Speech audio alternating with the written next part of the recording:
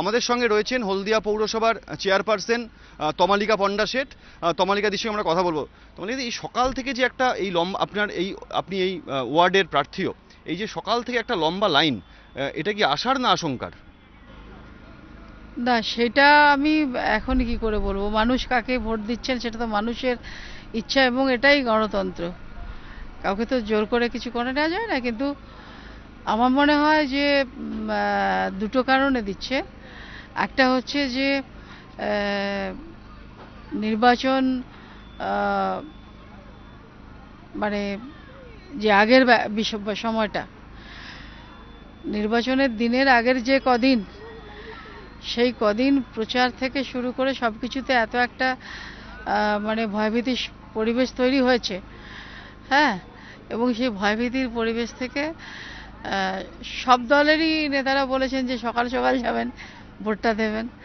তো স্বাভাবিকভাবেই আমার মনে হয় মানুষ ভীষণভাবে রাজনীতি সচেতন, এবং তারা তাদের সমস্ত ভয়ভীতি উপেক্ষা করে ভোটটা দিতে চলেছে। এটা তো আপনাদের হলদিয়া পুরসভা পূর্ব মেদিনীপুর জেলার শেষ দুর্গ।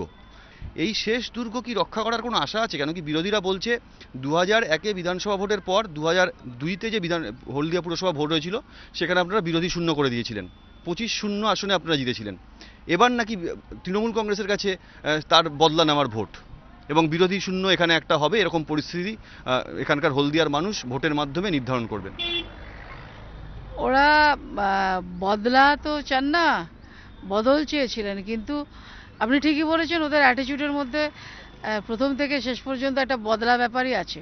সমস্ত মানুষের কাছে এবং বিরোধী রাজনৈতিক দলগুলির কাছে, নয়, বিশেষ করে শাসক দলের কাছে এটাও প্রশ্ন যে তারা তো দাঁড়ালেই হৈ হৈ করে জিতে যাবেন। তাহলে এই সব পরিস্থিতি তৈরি করার কি দরকার হয়েছে? কালকে পর্যন্ত সমস্ত পোলিং এজেন্টকে বাড়িতে বাড়িতে ভয় দেখানো হয়েছে, মোবাইলে ভয় দেখানো হয়েছে, থ্রেট করা হয়েছে, যেখানে রাখা হয়েছে সেখানে আক্রমণ করা হয়েছে। যে হলদিয়াতে আপনাদের একসময় রাজনৈতিক দাপট ছিল অনস্বীকার্য, এই জায়গায় লক্ষণ সেনের অনুপস্থিতি এটা ভোটে কত প্রভাব ফেলছে? লক্ষণ সেনের অনুপস্থিতি তো নিশ্চয় একটা ফাঁক, একটা শূন্যতা। কিন্তু আমাদের পার্টিটা তো রেজিমেন্টেড, প্রণালীবদ্ধ। তার জন্য নির্বাচনের মতো সংগ্রাম থেমে থাকবে এটা নয়। রাজ্য, জেলা, সমস্ত নেতৃত্বরা এসেছেন, তাদের সহযোগিতা, পরামর্শ সবই করেছেন।